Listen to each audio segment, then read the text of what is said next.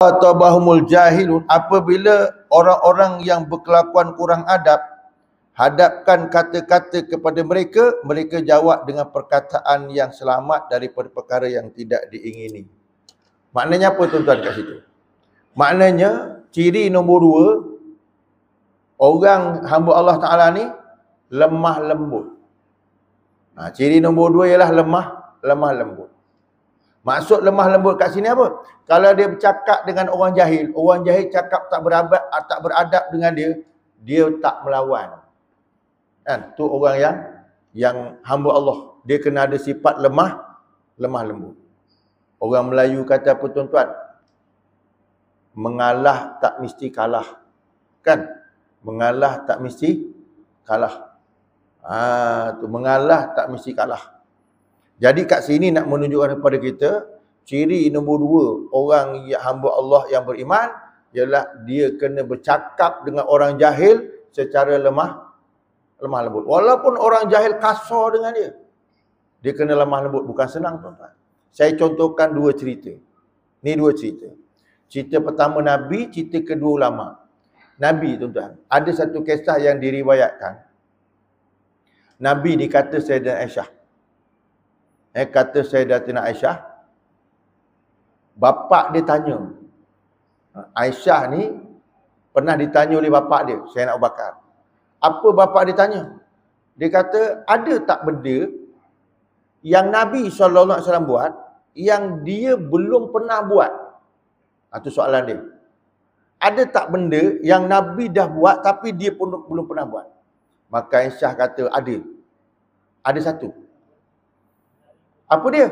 Dia kata Nabi biasa lepas main subuh, dia akan pergi ke pasar dan dia akan bawa kurma. Dan kurma ni dia akan bagi makan kepada orang yang duduk depan pintu pasar tu. Abu Bakar bila dengar cerita, tu dia belum pernah buat. Abu Bakar ni kalau Nabi buat, dia nak buat. Sebab sunnah. Kan? Jadi bila dia tanya dengan Aisyah, ada tak benda yang Nabi pernah buat, aku tak pernah buat? Aisyah kata ada. Apa dia? Nabi ni lazimnya pagi-pagi lepas subuh, dia pergi pasar, dia bagi bawa kurma, dia bagi makan kepada orang yang dekat pintu pasar tu. Kemudian Nabi buat macam mana? Dia kata Nabi kunyah kurma, disuapkan. Jadi oleh kerana Aisyah kata itu Nabi buat, jadi dia nak cuba buat. Dia nak cuba buat. Ni tuan-tuan, cerita pasal apa? Bila bercakap dengan orang jahil, kena cakap lemah lembut. Jangan duk melawan. Kan tu ciri hamba Allah yang bagus. Jadi Abu Bakar lepas subuh, dia ambil kurma, bawa lah pergi ke pasar. Pergi cari tempat yang Nabi pergi. Pergi cari tempat kat pintu pasar, dia jumpa.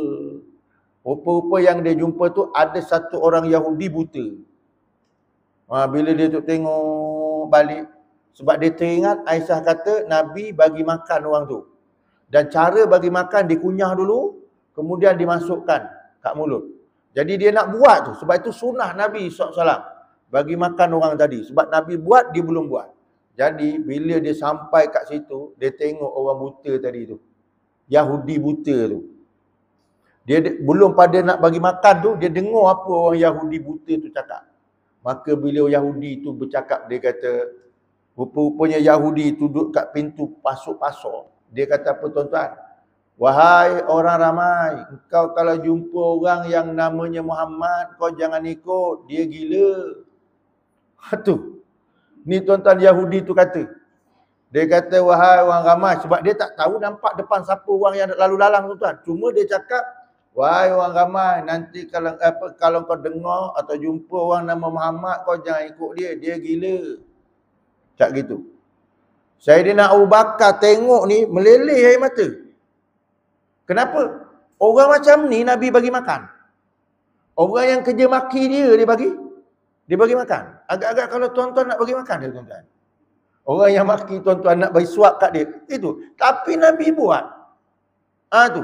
Kenapa? Tu yang kat depan dia dah letak nampak. Jahil. Tapir lagi. Kan? Tapi Nabi pagi-pagi kunyah kurma suap kat makan dia. Nabi tak cakap apa. Jadi oleh kerana tuan-tuan, Abu Bakar ni, dia teringat Aisyah kata, ni hak Nabi buat, dikunyah juga tuan. Kunyah sambil dengar orang tu sumpah seranah Nabi Muhammad SAW. Masa tu Nabi Muhammad dah meninggal. Jadi tuan-tuan, dikunyah jugalah bagi makan. Dah bagi makan tu, maka Abu Bakar tanya dengan dia. Dia kata, engkau kenal ke siapa yang kau maki dia? Kenal. Siapa dia? Muhammad. Kau pernah tengok dia? Tak pernah. Tak pernah tengok tuan-tuan. Dah buta nak tengok apa. Kan? Memang tak. Maka Abu Bakar kata, sesungguhnya orang yang kau maki tu lama mati dah. Sesungguhnya orang yang kau maki tu mati dah. Satu. Yang kedua, sesungguhnya orang yang kau maki tu yang nyuapkan pagi-pagi makanan kurma kat mulut kau. Tuan-tuan, bila dia dengar tuan-tuan macam tu, masuk Islam dia. Masuk Islam. Maknanya tuan-tuan, tu yang saya sebut ni dalam Quran kata, wa idza khatabahumul jahiluna qalu salama. Bila dia cakap dengan orang jahil, dia cakap elok-elok. Walaupun orang jahil tu cakap gila-gila ataupun sembrono, tapi dia cakap yang elok. Kenapa? Akhlak hamba Allah. Itu yang dibuat oleh Nabi Muhammad. Itu yang dibuat oleh Sayyidina Abu Bakar. Tuan-tuan, kalau kita, tuan-tuan, bahasa Jawa apa tuan-tuan, kalau orang maki kita, agak-agak nak beri makan apa tuan-tuan? Apa bahasa Jawa tuan-tuan? Tekelan betul lah tuan-tuan kan. Kan? Memang itulah tuan-tuan kan. Tapi itulah Nabi kita. Oleh kerana Allah Ta'ala ni kata, wa iza khatabahumul jahiluna qalu salama. Bila kamu kena bercakap dengan orang jahil, kena cakap elok-elok. Walaupun dia maki apa pun, dia cakap elok lah. Itu Nabi. Dan itulah Sayyidina Abu Bakar radhiyallahu anhu. Itulah dia akhlak dia. Akhlak hamba Allah. Akhlak hamba Allah macam tu. Itu Nabi kita Muhammad. Kalau kita ni memang belum tentu tuan-tuan. Kan? Orang maki kita, kita datang kat dia bagi hadiah. Agak gitu tuan-tuan. Kalau kita dengar orang maki kita tuan-tuan, suruh bawa hadiah, kita kata, pergi mampuhlah kau. Kan gitu kita tuan-tuan. Kan? Tapi tak ni. Nabi dia pergi. Nak jaga hati tuan-tuan berdepan. Bukan senang. Bukan senang. Musuh dibuat baik. Dia payah. Dia payah tuan-tuan. Kan? Kita bukan musuh tuan-tuan. Duduk masjid. Ahli jawatan kuasa dengan ahli kuasa gaduh. Contoh je tuan-tuan. Contoh. Bukan sini. Ini cerita tempat lain tuan-tuan. Kan? Gaduh. Kadang-kadang. Ini tuan-tuan Nabi punya akhlak dia. Okey, itu satu. Contoh akhlak orang yang beriman. Contoh kedua. Ini saya bagi contoh kedua. Contoh kedua ni Imam Abu Hanifah. Ulama Imam Abu Hanifah. Imam Abu Hanifah ni tuan-tuan, ada satu ketika tuan-tuan, dia tu tengah mengajar. Dia tengah mengajar. Tiba-tiba masa mengajar dia, orang datang maki dia. Tengah mengajar kena maki. Bayang tuan-tuan, orang tengah mengajar kena maki. Tapi Abu Hanifah ni bila kena maki, dia diam. Dia biarkan orang tu maki. Orang ramai. Dia kena maki, dia diam. Sampai satu keadaan bila dia maki tak berhenti, Abu Hanifah tutup kuliah. Dia tak lawan, tutup kuliah. Bermakna tak layan lah. Bila tutup kuliah balik. Bila Abu Hanifah balik, orang maki dia ngikut lagi tu. Tak puas hati. Sebab tak layan, ikut dia balik. Ikut.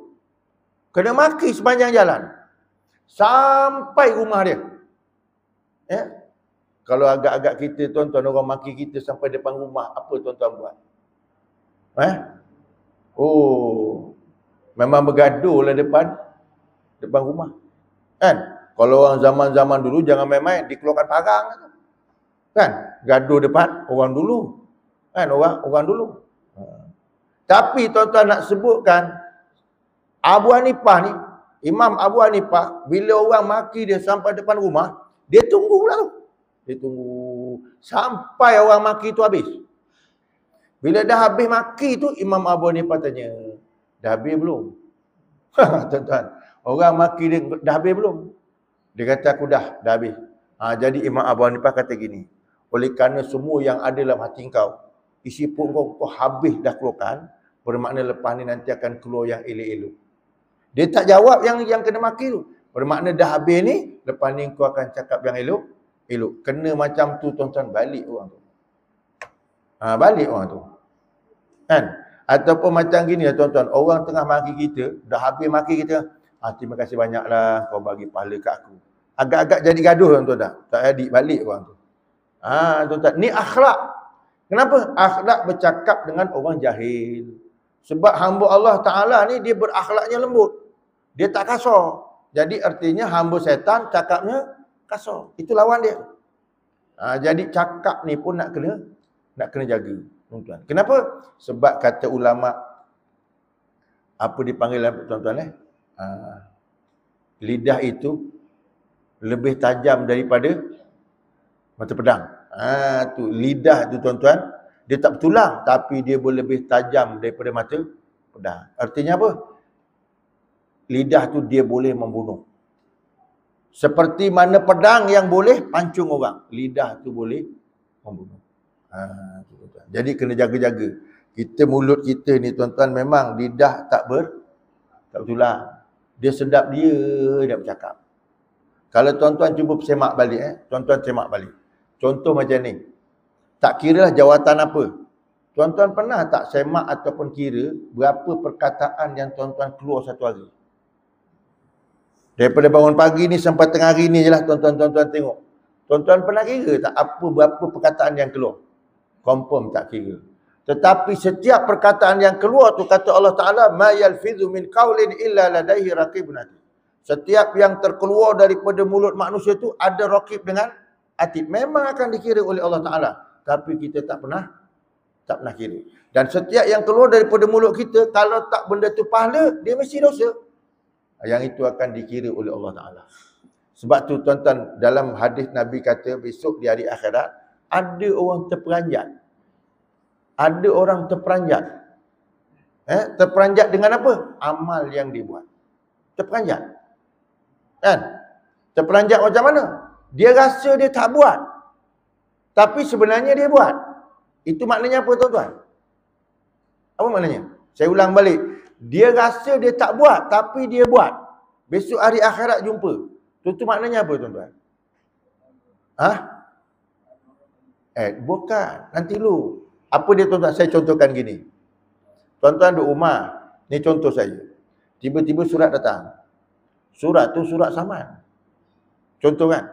Contoh surat saman. Saman sekali tuan-tuan tengok tu bukan 1, 10. 10. Kereta tuan-tuan, nama pun tuan punya, kan? 10 saman. Tuan-tuan masa dapat 10 saman tu, tuan-tuan akan kata apa? Tuan-tuan mesti kat situ tak nampak diri sendiri bawa. Tuan-tuan akan nampak, ni kau bawa Tuan-tuan akan cakap, ni anak kita. Kan? Kata, ni kau bawa ni sampai kena saman ni. Kan? Lepas tu kat bini pula, ni kau lah yang bawa ni sampai kena saman. Tapi yang sebenarnya dia yang bawa. Maksud saya tuan-tuan, kenapa? 10 saman yang datang, yang terperanjat dia nampak tu, sebab dia lupa dulu. Dia lupa dia bawa. Kan? Itu sekali tengok-tengok, 10. Dalam hati mana aku udah bawa kereta. Tapi padahal dia lupa. Hari akhirat macam tu lah. Sebab saya kata tadi, tuan-tuan tak pernah kira apa yang tuan-tuan cakap. Kan? Tak pernah kira. Tetapi Allah mengira setiap patah perkataan yang keluar. Jadi besok tuan-tuan baca kitab kita, baca surat kita, baca buku kita. Ini aku tak cakap. Tuan-tuan, akan ada dulu besok ngaku. Aku tak buat. Padahal puncanya kerana lupa. Sebab kita ni banyak lupa. Dulu cakap bukan main tuan-tuan. Masa muda cakap macam mana? Sama ke tuan-tuan macam tu masa tua? Kita masa muda cakap tak suka masa tua. Cakap masa muda ikut sembarang aja orang kata. Sembrono aja tuan-tuan kan. Masa tua bila ingat nak mati tu, cakap sikit aja. Kan? Tanya Ji macam mana? Sihat? Sihat. Kan? Dia jawab sepatah je. Ji macam mana dia makan? Dah. Ji macam mana sekarang? Okey. Dia tak banyak cakap. Cuba masa muda. Macam mana Ji? Okey. Aku tak okey. No problem. Kau nak apa pula? Dia nyambung dia banyak tau. Masa muda. Masa tua cakap tak banyak. Kenapa? Tahu dah nak mati. Besok nak kena kira. Jaga-jaga tuan-tuan. Cakap dengan orang jahil kena lembut-lembut. Jangan kasar. Tapi tuan-tuan ni bukan orang jahil, dia biasa dengar kuliah, orang bijak. Jadi cakap dengan orang bijak ni bukan kena kasar, kena jelas. Kan? Kena jelas. Kalau tak jelas, masalah. Ni duduk kuliah tuan-tuan hari-hari tak jelas-jelas lagi. Duduk kuliah tak jelas-jelas lagi. Okey. Itu yang kedua. Yang ketiga. Dalam Al-Quran disebut yang ketiga, wa idza yabituna li rabbihim walladzina yabituna li rabbihim sujadan wa qiyamah.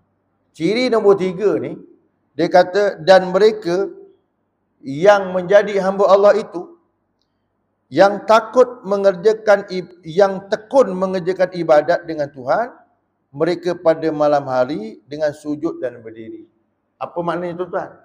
Orang hamba Allah Ta'ala ni, hamba Allah Ta'ala, malam sujud dengan bangun. Maknanya apa tuan-tuan? Qiyamul lail. Jadi kita duduk rumah jangan asyik tidur je.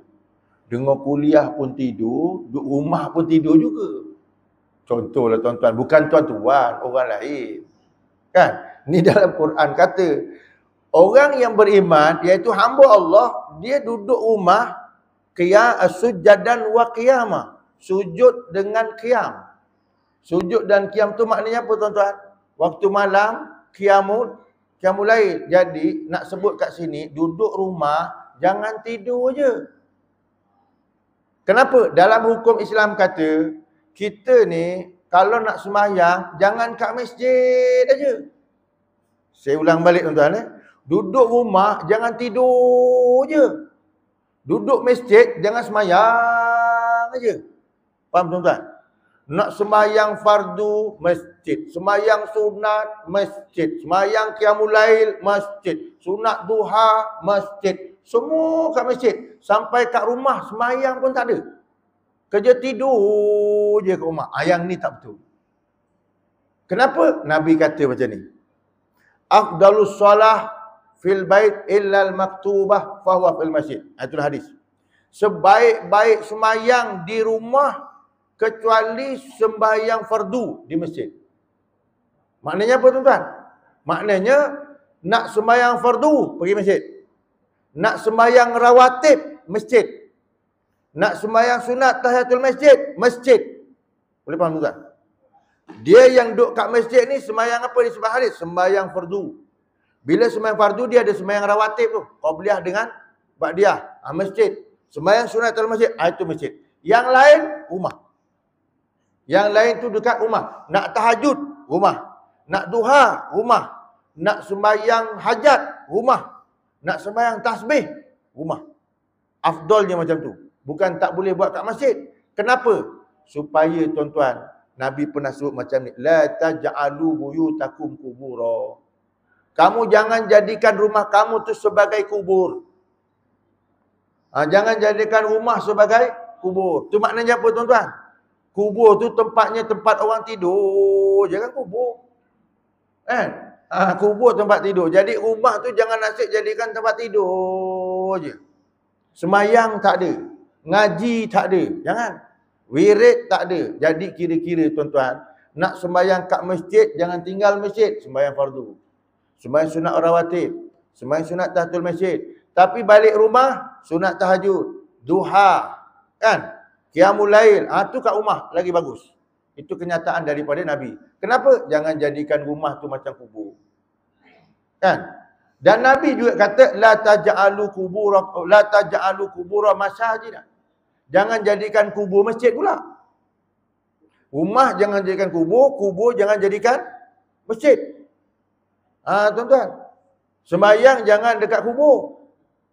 Boleh faham tuan-tuan? Nak sembahyang dekat kubur ni boleh. Cuma sembahyang mayat. Sembahyang mayat boleh kat kubur tuan-tuan. Sembahyang mayat boleh kat kubur. Tak mesti dekat masjid, tak mesti kat rumah. Dekat kubur pun boleh sembahyang mayat. Kan? Tapi jangan jadikan kubur masjid, tempat sembahyang. Jadi nak sembahyang pergilah masjid. Tapi jangan semua dekat masjid. Dekat rumah kena ada sembahyang juga. Dekat kubur, tuan-tuan boleh nak sembahyang? Boleh. Apa dia? Sembahyang mayat. Sembahyang apa lagi? Sembahyang gaib. Contohlah tuan-tuan, orang mati. Tuan-tuan bila mati tengok-tengok sampai kat rumah si mati. Tuan-tuan tengok mayat dah tak ada. Dah bawa pergi ke kubur. Kita datang lambat. Kita pun pergi kat kubur. Tengok-tengok kat kubur, siap tanam dah. Siap tahlil lah orang balik. Boleh tak sembahyang mayat lagi tuan-tuan? Boleh. Dekat kubur tu boleh sembahyang mayat lagi? Boleh. Tak ada masalah. Tapi sembahyang mayat lah tuan-tuan. Jangan sembahyang lain. Sembahyang mayat. Boleh? Tu. Kenapa? Sebab Nabi larang jadikan kubur tu masjid. Dan Nabi larang juga jadikan rumah tu kubur. Kan? Dan Nabi juga tuan-tuan tak galakkan sembahyang semua kat masjid. Tuan-tuan kena faham ayat saya tu. Jangan jadikan masjid, jangan jadikan kubur tu masjid. Jangan jadikan rumah tu kubur. Jangan jadikan masjid sembahyang semua dekat masjid. Kan? Tuan-tuan jangan salah faham tu. Artinya kat masjid sembahyang fardu. Kat masjid sunat rawatib. Kat masjid sunat tahiyatul masjid. Yang lain buat kat rumah. Kan? Tahajud rumah. Duha rumah. Sembahyang hajat dekat rumah. Sembahyang tasbih dekat rumah. Tu tuan-tuan. Kenapa? Supaya dekat rumah jangan sampai sembahyang tak ada. Jangan sampai sembahyang tak ada. Ini kadang-kadang tuan-tuan kat rumah tak ada sembahyang. Bila ada sembahyang, tunggu dia mati. Tunggu dia mati. Disembahyangkan. Dekat mana? Rumah. Masa tu nak pergi baru disembahyangkan. Tuan-tuan, yang saya nak sebut, inilah dia adab yang disebutkan oleh Allah.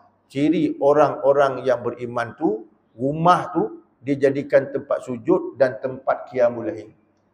Jadi rumah jangan sampai tak ada tempat untuk sembahyang. Sembahyang kat masjid dituntut, tetapi rumah jangan sampai tak ada tempat untuk sembahyang. Kan? Ini kadang-kadang orang datang jiran rumah. Jiran datang tuan-tuan, ataupun saudara datang, tanya, "Mat, kiblat mana?" Kau nak sembahyang pergilah masjid. Aku pun kiblat tak tahu. Rumah sendiri tuan-tuan, kiblat pun tak tahu. Kau nak sembahyang pergi masjid. Kalau pergi masjid kau dah tak payah tanya siapa kat mana. Kau tengok aja ada mimbar, itulah dia kiblat. Kan? Tapi tanya kat rumah mana kiblat? Aku pun tak tahu rumahku kiblat mana. Tu tuan-tuan. Bila aku pun tak tahu kiblat rumah apa kiblat kat mana, tu teruk sangat tuan-tuan. Maknanya apa? Dekat rumah pun tak pernah sembahyang. Kan? Jangan tanya sembahyang sunat, sembahyang fardu pun tak sembahyang. Ni yang jadi masalah tuan-tuan.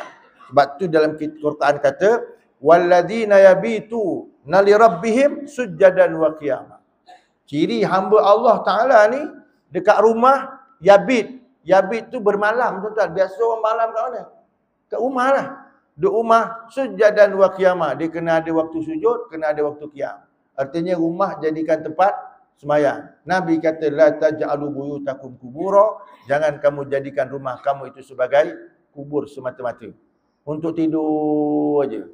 Dah daripada kecil kita tidur, dah tua-tua pun nak tidur lagi. Kan? Saya hari tu tuan-tuan ada satu kuliah saya pergi tuan-tuan. Ada sahabat saya dekat Parit Mu'in sana. Dia ni dah tua tuan-tuan. Dah tua. Tak tua pun tak tua sangatlah. Banding dengan Pak Imam tua, muda dia lagi. Kan? Banding dengan saya tua dia lagi. Kan? Tapi dalam bual-bual tu dia cakap begini. "Ustaz, saya dah sampai umur macam bapak saya dulu. Saya dah rasa waktu macam mana bapak saya." Apa dia kata? Dulu bapak saya tengok, pukul 2, pukul 3 pagi, dia dah bangun. Pukul 2, 3 pagi dia dah bangun. Kan? Dia nak beritahu apa tuan-tuan? Usia dia dah serupa macam bapak dia tu. Maknanya masa dulu kecil-kecil dia, pukul 2, 3 pagi dia tengok bapak dia dah bangun. Sebab kenapa? Masa dia muda tak macam tu. Tiba-tiba usia dia dah macam bapak dia, pukul 2, 3 pagi dia kena bangun. Kenapa? Sebab dia dah rasa diri dia tu dah macam bapak dia. Sekali saya tanya, Apa bapak kau bangun pukul 2-3 tu? Satu, kencing. Sungguh tuan-tuan ni, 2-3 pagi tu bangun kencing. Tu biasalah tuan-tuan, orang kalau dah kencing manis, dia tak boleh tunggu pukul 5 pagi. 2 pagi, 3 pagi dah bangun dah. Dia kata saya dah sampai usia tu. Jadi tuan-tuan, maknanya tuan-tuan, jangan sampai kita ni usia dah tua, 2-3 pagi, tak ada sujadan, tak ada qiyaman. Tak ada sujud, tak ada qiyam. Kencing aja. Tuan-tuan, jaga-jaga tuan-tuan. Ada jenis orang macam tu, dia tak boleh nak bangun. Kenapa? Tak biasa bangun. Bangunnya kencing je, semayang tak apa tak. Ni rugi tuan-tuan. Rumah besar-besar, rumah baru, renovate pula. Bayang tuan-tuan, kan tua-tua renovate rumah. Dah renovate rumah baru tapi tak semayang. Tu yang jadi masalahnya.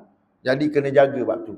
Semayang kena jaga, waktu pun dah masuk tuan-tuan, cukuplah kat tu. Sambung, ada lagi 6. Saya baru sebut 3, dia ada 9. Sambung akan datanglah tuan-tuan, insya-Allah. Aku qauli hadza wa astaghfirullah li wa lakum. Bismillahirrahmanirrahim. Allahumma inna nas'aluka ilman nafi'a wa qalban khashi'a wa amalan mutaqabbala wa rizqan halalan thayyiban wasi'an mubaraka wa yaqinan shadiqa wa dinan qayyima. Alhamdulillahirabbil alamin. Assalamualaikum warahmatullahi wabarakatuh.